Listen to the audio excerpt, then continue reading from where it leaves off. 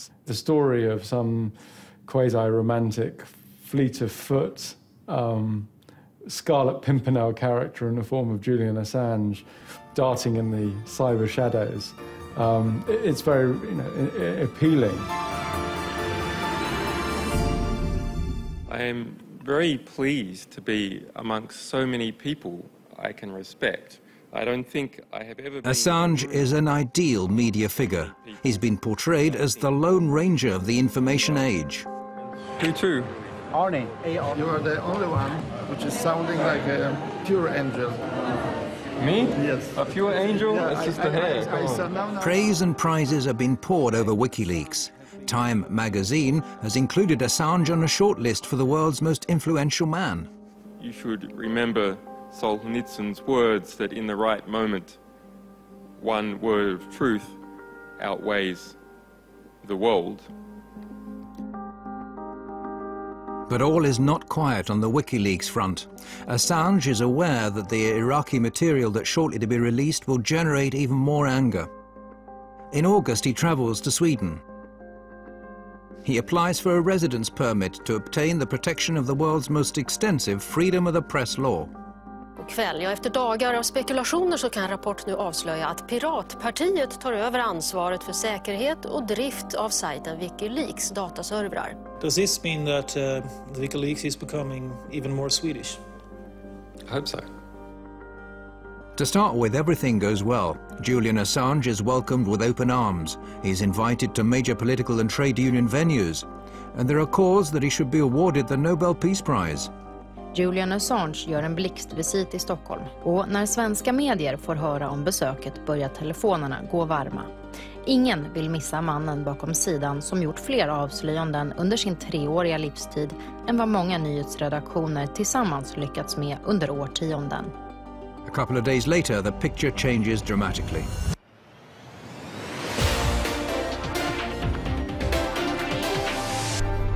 Åklagare har nu beslutat att inleda en förundersökning mot Wikileaks-grundaren Julian Assange. Wikileaks grundare Julian Assange förhördes igår kväll. Swedish authorities have issued an arrest warrant for Wikileaks founder Julian Assange. He's accused of rape and molestation. On the 20th of August, Assange is accused of rape. The alleged crime is immediately leaked to the world press. Behind the accusation are 2 women who had casual relationships with Assange. The women don't make any public statements, but the important evening paper Aftonbladet publishes an anonymous interview with one of them, which states that what started as voluntary sex subsequently became what she described as abusive. But she's not afraid of him, and he's not violent.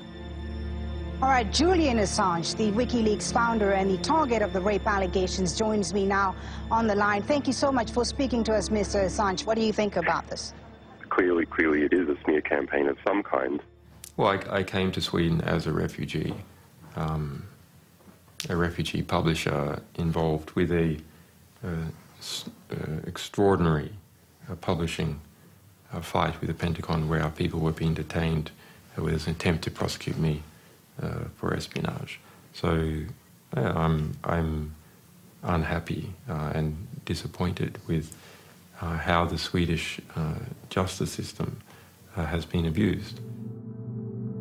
Assange says he never forced anyone to have sex and that the judicial system has been misused. He implies that he's a victim of personal revenge and US pressure. That troubled a lot of us that had worked with the organization, the way this case was mixed with WikiLeaks. And the way, of course, there must have been a party at the American embassy in Sweden when they read these news. It's like, yes, we don't have to do anything except just to pass this on.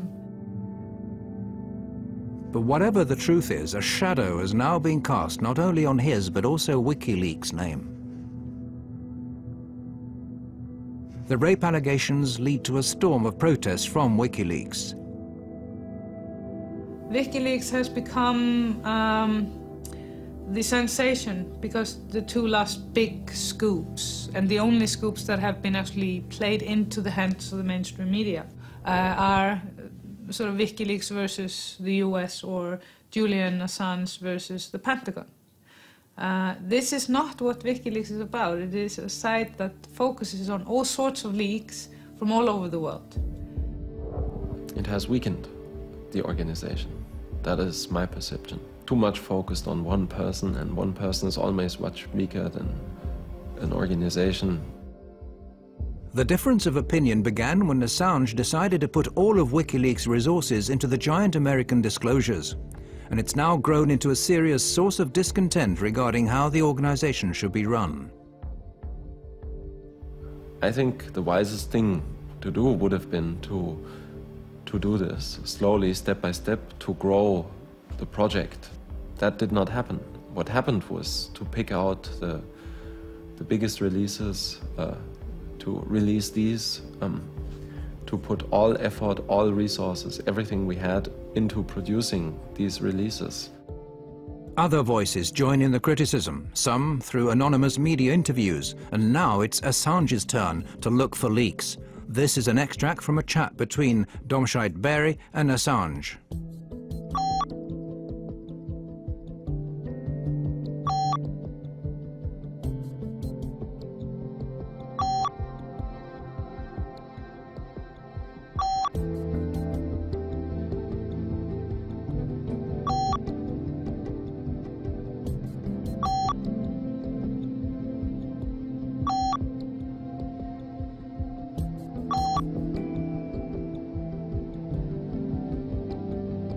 If you preach transparency to everyone else, you have to be transparent yourself. You have to fulfill the same standards that you expect from others. And I think that's where we've not been heading into the same direction philosophically anymore. The argument ends with Daniel and several others quitting WikiLeaks. Eventually this ended with me arguing with Julian about basically his dictatorial behavior, which ended in Julian saying to me that if I had a problem with him, I could just piss off, I quote.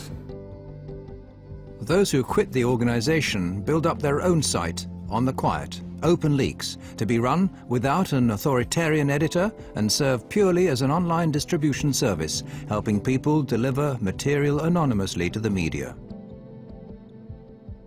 OpenLeaks is a technology project that is aiming to be a service provider for third parties that want to be able to accept material from anonymous sources. Well, I'm inclined not to talk too much about the few people that have decided that their interests are not with the WikiLeaks anymore. But what I hear is that some of the people are, contemplating to open up their own website with the same ideal as WikiLeaks, and I think that's an excellent idea, and I wish them well. I think it's the more the better. WikiLeaks continues to pursue its set strategy, which leads to massive media reaction when the next part of the material is published. I can't think of any case where a satellite news channel, the BBC Radio World Service, terrestrial channels and broadcasters and the internet are all going to go at the same time on a story. This disclosure is about the truth. They're the secret files from the Iraq war. Internetplattform Wikileaks. Det är webbplatsen Wikileaks som publicerat omkring 400 000 sidor hemligstämplade amerikanska dokument. So let me just say, with regards to the allegations of not intervening when coming across detainee abuse, not true. The Iraq leak hits the headlines around the world. Thanks to Assange's strategy, the leak has a huge impact and greatly boosts WikiLeaks' resources. Now 40 volunteers are brought in to work more or less full-time for the organization, with another 800 people available for specific tasks.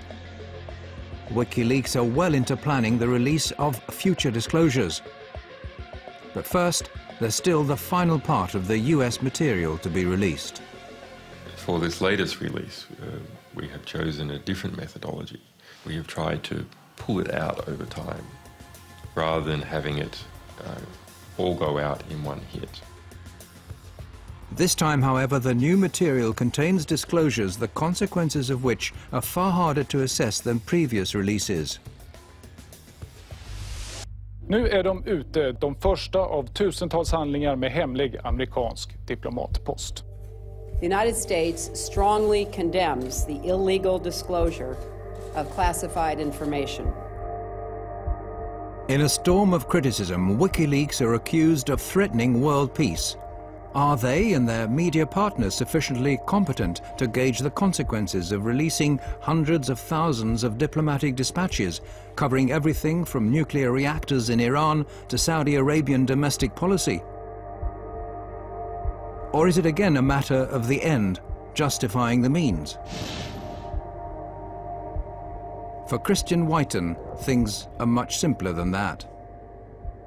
I think Mr. Assange is actually waging political warfare too. He's not using weapons, but he's not using purely soft things either, like words. He's using information, wielding information against us, if you will. That to me is what political warfare is. By and large, WikiLeaks is a force for good. I think you can't just be absolute on this.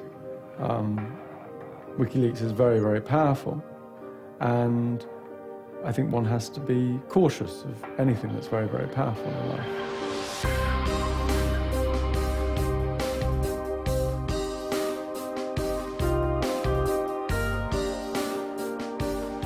WikiLeaks' website may disappear again tomorrow, or it may suddenly reappear in 1,000 other locations. History is still in the process of being written, and the rape allegations are a long way from being settled. One thing's clear: whatever happens, WikiLeaks have sown a seed, a thought that's impossible to erase. It's about new ways and new channels of disseminating classified information that'll have a profound effect on transparency, not only on the net, but in a broader global dimension.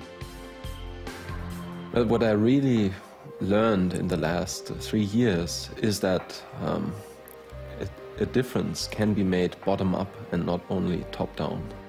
Information does not respect borders. States are going to have to rethink how they approach information. Any state which fails to do this will cease to exist. Well, you know, if we're going to have a military and a defense policy, it's predicated on having information that is controlled. Of course, we're a democracy. We're one of the most open countries, I believe, in the history of the world. But information has to be protected in certain circumstances and denied to the public. Democracy without transparency is no democracy. I mean, that's just an empty word.